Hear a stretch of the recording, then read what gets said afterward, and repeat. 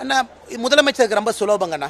ஆளுநர் சொல்வதிலே உண்மை இருக்குது. ஆனால் முதலமைச்சர் அதை மறுக்க வேண்டும் என்றால் முதலமைச்சர்கிட்ட சுலபமான விஷயம் என்னென்னா, ரேஞ்ச் ஐஜி எல்லாம் கூப்பிட்டு ஒரு மீட்டிங் நடத்தி தரவுகள் மூலமாக இல்லை என்று சொல்லட்டும். ஏன் ரேஞ்ச் ஐஜி மீட்டிங் ஏன் நடத்த மாட்டாரு? தமிழகத்தில் 2022 ஏற்கனவே நம்ம சொன்னோங்கன்னா, அதான் கடைசியாக வந்திருக்கக்கூடிய ரிப்போர்ட், மத்திய அரசோட NCARB report, national crime records bureau. தமிழகத்தில் பெண்கள் குழந்தைகளுக்கு எதிரான குற்றம் 8.9% ஒரு ஆண்டில் உயர்ந்திருக்கு. 2021, 22க்கு அப்புறம் இன்னும் ரிப்போர்ட் வரலீங்கன்னா, முதலமைச்சருக்கு தைரியமாக இருந்தால் ரேஞ்ச் ஐஜி எல்லாம் கூப்பிட்டு, டிஐஜி கூப்பிட்டு, எஸ்பியை கூப்பிட்டு மாவட்டத்திற்கு எவ்வளவு கிரைம் நடந்திருக்குன்னு ரிப்போர்ட் எடுத்து வெள்ளை அறிக்கையாக கொடுக்கட்டுமே. 2022, 23 உயர்ந்திருக்கா குறைந்திருக்கா, 23, 24 உயர்ந்திருக்கா குறைந்திருக்கா? தமிழகத்தில் பெண்களுக்கு எதிராக, குழந்தைகளுக்கு எதிராக, பட்டியலின சகோதரருக்கு எதிரான குற்றங்கள் உயர்ந்திருக்கு. அதனால தான் முதலமைச்சர் அந்த கூட்டமே போடுறதில்லை. எப்பொழுதுமே ஒரு மாநில அரசு குற்றங்கள் குறைந்திருந்தால் வெள்ளை அறிக்கை கொடுத்து தம்பட்டம் அடிப்பாங்க. தமிழகத்தில் குற்றம் அதிகரிக்கின்ற ஒரே காரணத்தினால தான் முதலமைச்சர் மூச்சே விடாமல் இருக்கிறாங்க. அதனால் அடுத்த ரிப்போர்ட் வரத்தானா போகுது. நேஷனல் கிரைம் ரெக்கார்ட்ஸ் பியூரோ எந்த நேரமும் 2023, 24க்கான அறிக்கை வரும். எங்கே தப்பிச்சு போகிறாங்க? பண்ணக்கூடிய எஃப்ஐஆரை இந்திய அளவில் அனலைஸ் பண்ணி சொல்ல போகிறாங்க. அதனால் தமிழகத்தில் பெண்களுக்கு, குழந்தைகளுக்கு எதிராக, பட்டியலின சகோதரிகளுக்கு எதிரான குற்றங்கள் அதிகமாக இருப்பது உண்மை. அதுக்கு தரவுகள் அடிப்படையில் முதலமைச்சர் பதில் சொல்ல வேண்டும் என்பதுதான் எங்களுடைய எண்ணங்கண்ணா. பெரம்பூர் பகுதியில் வந்து அரசு பள்ளி மாணவிக்கு வந்து பாலியல் வன்கொடுமை செய்திருக்காங்க. அதற்கான 7 பேர் வந்து கைது செஞ்சிருக்காங்க. பட் கைது செய்த ஒரு சில நாட்களிலேயே வெளியே வந்திருக்காங்க. ஆனால் இன்னைக்கு முதலமைச்சர் அவர்கள் மாறுதட்டி கொள்கின்றார்கள். பெண்களுக்கு, குழந்தைகளுக்கு எதிரான குற்றம் சுமத்துவர்கள் மீது கடும் நடவடிக்கை எடுப்பேன். உங்கள் ப்ராசிக்யூஷன் டிபார்ட்மெண்ட், அதாவது வழக்கை நடத்தக்கூடிய டிபார்ட்மெண்ட் மிக மோசமாக இருக்குது. இன்வெஸ்டிகேஷன் செய்யக்கூடிய அதிகாரிகளுக்கு எந்தவித ஆபரணங்களோ கருவிகளோ கொடுக்கல. அப்படி இருக்கும் பொழுது எப்படி அவங்க ஒழுக்கமாக சார்ஜ் ஷீட் போட்டு கோர்ட்டில் அந்த கேஸை நடத்தி தண்டனை வாங்கி கொடுப்பாங்க?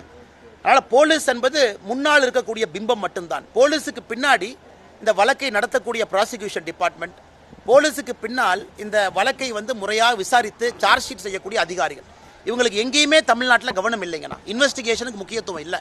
அதனால தான் எல்லாரும் உள்ளே போகிறாங்க, 14 நாளில் வெளியே வர்றாங்க. வெளியே வந்தவன் மறுபடியும் குற்றம் செய்கிறான். உதாரணத்துக்கு ஞானசேகரன் 2014 தொடர்ச்சியாக குற்றம் செய்கிறவன் 2024 ஒரு பெரிய குற்றம் செய்கிறான். காரணம், பிடிச்சி உள்ளே போட்டாலும் 14 நாள். நேற்று நான் பார்த்தேன், டிவியில் போட்டிருந்தீங்களே, ஞானசேகரன் போலீஸ் வெஹிக்கிளில் போகும்போது ஒரு சின்ன செல்ஃபோனில் பேசுறது, அது டிஐபிஆர்லேருந்து கூப்பிட்டு எங்களுக்கு எவ்வளோ ப்ரெஷர் போட்டு அந்த வீடியோவை எடுக்க சொன்னாங்க. அது எனக்கு தெரியும். அதனால் போலீஸ் காரில் போகிற ஞானசேகரன் கைக்கு செல்ஃபோன் வருது. அந்த லட்சணத்தில் இவங்க வழக்கை நடத்திக்கிட்டு இருக்காங்க.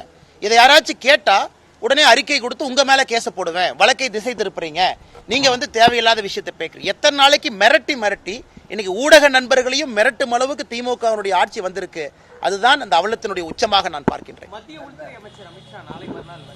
நாளை மறுநாள் மத்திய உள்துறை அமைச்சர் அமித்ஷாஜி அவர்கள் வருகின்றார்கள். இது ஒரு தனியார் ஒரு திருமணம். முன்னாள் குடியரசு துணைத் தலைவர் ஐயா வெங்கையா நாயுடு அவர்களுடைய இல்ல திருமண விழாவிலே பங்கேற்பதற்காக பாரதிய ஜனதா கட்சியினுடைய பல மாநிலத்தினுடைய முதலமைச்சர்கள், நம்முடைய முக்கியமான அமைச்சர்கள், உள்துறை அமைச்சர் அமித்ஷாஜி அவர் உட்பட எல்லாரும் வர்றாங்கன்னா ஒரு ஷார்ட் விசிட் மட்டும்தான். இது அவருடைய திருமண நிகழ்வுக்காக தமிழகத்திற்கு வர்றாங்க. கிஷன் ரெட்டி வந்து மத்திய அமைச்சர் மட்டும் இல்லை, நமக்கு தமிழ்நாடு பாஜக மாநில தலைவரை தேர்வு செய்யக்கூடிய ஒரு பொறுப்பாளர். அதற்கான இது நடைமுறை இருக்கு.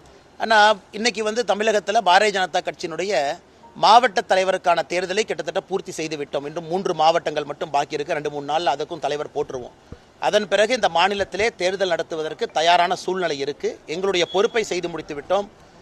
தேசிய தலைவர் என்னைக்கு தமிழகத்தில் கிஷன் ரெட்டி அவர்கள் அந்த ஆலோசனை கூட்டத்தை நடத்தி மாநில தலைவர் தேர்தல் நடத்த வேண்டும் என்று நினைக்கின்றார்களோ அதற்கு தமிழக பாரதிய ஜனதா கட்சி தயாரா இருக்கு. காரணம், மாவட்ட தலைவருடைய நியமனத்தை 100க்கு 100 முடித்து விட்டோம். கடைசி கேள்வி எடுத்துக்கலாங்கண்ணா. அதாவது பெண்களுக்கு எதிரான குற்றத்திற்கு நான் ஒரு சட்ட மசோதாவை கொண்டு வர்றேன், ஆளுநர் கைது போட்டாங்க, இது மட்டும் பத்தாதுங்கண்ணா. ஏற்கனவே சொன்னது போல இன்வெஸ்டிகேஷன் 0ல் இருக்கு. ஏற்கனவே சொன்னது போல ப்ராசிக்யூஷன் டிபார்ட்மெண்ட் படு அவலத்தில் இருக்கு. எதையுமே கணக்கில் எடுக்காம காவல்துறையினுடைய கையை கட்டி போட்டு விட்டு அது ஒரு அவலத்துறையாக நடத்தி கொண்டிருக்கும் பொழுது எப்படி பெண்களுக்கு எதிரான குற்றம் குறையுங்கண்ணா? இன்வெஸ்டிகேஷன் ப்ராப்பராக நடத்துறதில்ல, கோர்ட்டில் போய் அக்யூஸ்ட்டை பிடிச்சி வைக்கிறதில்ல, எதுவுமே செய்யாமல் வெறும் ஒரு சட்டத்தை கொண்டு வந்தால் அதன் மூலமாக என்ன பிரயோஜனம் யாருக்கு? அதனால் காவல்துறைக்கு உண்மையாலுமே இன்னைக்கு ரிசோர்ஸஸ் கொடுங்க, பெட்ரோல் கார் கொடுங்க, வண்டி கொடுங்க, போலீஸ் ஸ்டேஷன் அதிகப்படுத்துங்க. போலீஸ் ஸ்டேஷனுக்குள்ள அவர்களுக்கு என்ன தேவையோ அந்த ஃபெசிலிட்டிஸ் கொடுங்க. ஆட்டோமேட்டிக்காக பெண்களுக்கு எதிரான குற்றங்கள் கீழே குறைய ஆரம்பிக்கும். நன்றிங்கண்ணா.